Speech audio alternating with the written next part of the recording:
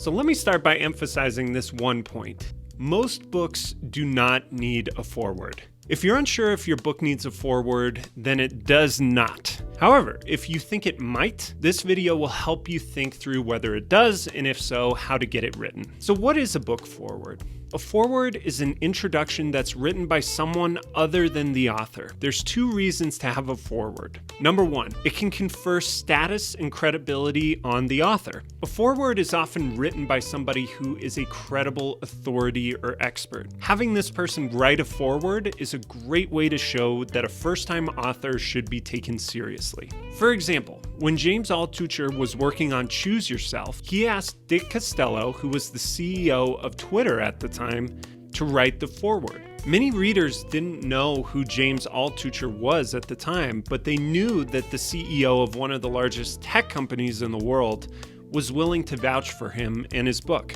which was a very strong signal of credibility. Number two, it can provide context and background for the reader. For some nonfiction books, a foreword can explain why readers need the book and say things about the book that the author can't. Like the foreword can say things about the author that the author can't say about themselves. It's a lot more powerful to have somebody call you a thought leader than for you to refer you to yourself as a thought leader, but it has to be the right person. For example, we did a book with an author who was well known in real estate, but he wasn't known outside that space. He was friends with Kevin Harrington, who wrote the foreword. Kevin is well known in many business areas, and not only did he confer status on the author, he also said some great things about him that he couldn't say about himself, or it would have come across as bragging. Now again, great forewords do both things. They confer status and they provide context. And if the foreword won't accomplish one of those two things, then it shouldn't be written. As long as it's doing at least one, then the foreword is doing its job. Who writes the foreword? If you want a foreword for your book, the first question is, who do I know that can write one? If you have a good relationship with someone who makes sense, great. Then I'm going to show you how they should write the foreword coming up. But if you don't know someone who makes sense, then you have two options. One, you can reach out to people you don't know and ask them to write a foreword.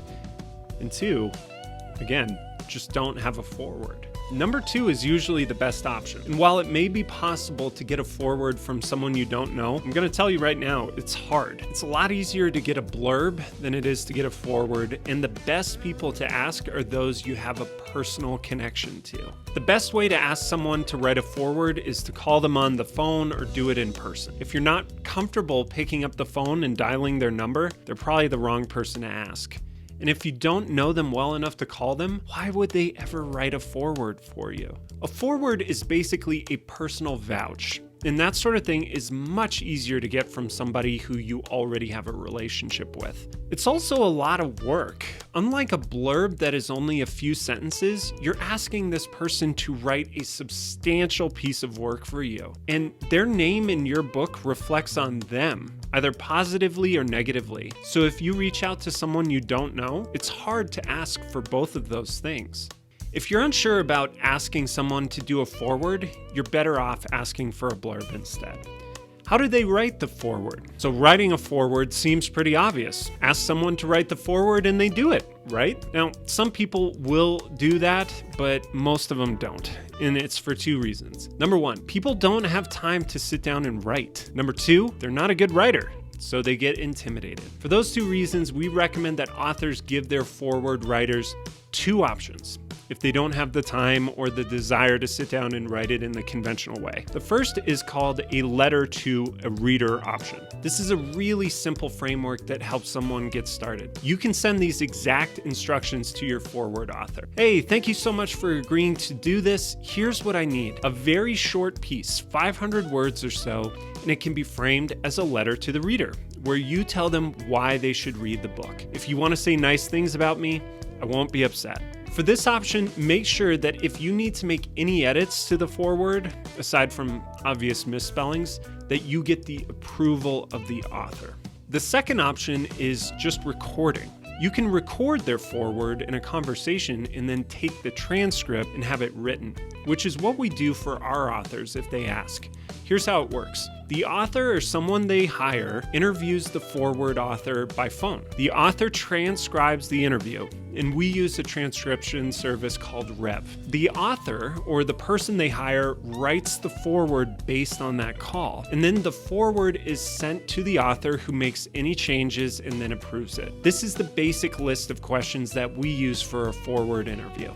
Number 1, who is the author? Tell me about them. Number 2, what is remarkable about the author, especially as it relates to the book topic?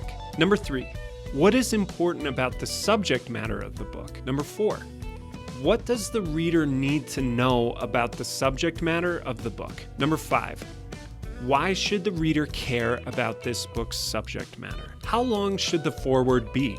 It's very rare for a foreword to exceed 500 words. If it's over 500 words, it needs to be exceptionally good.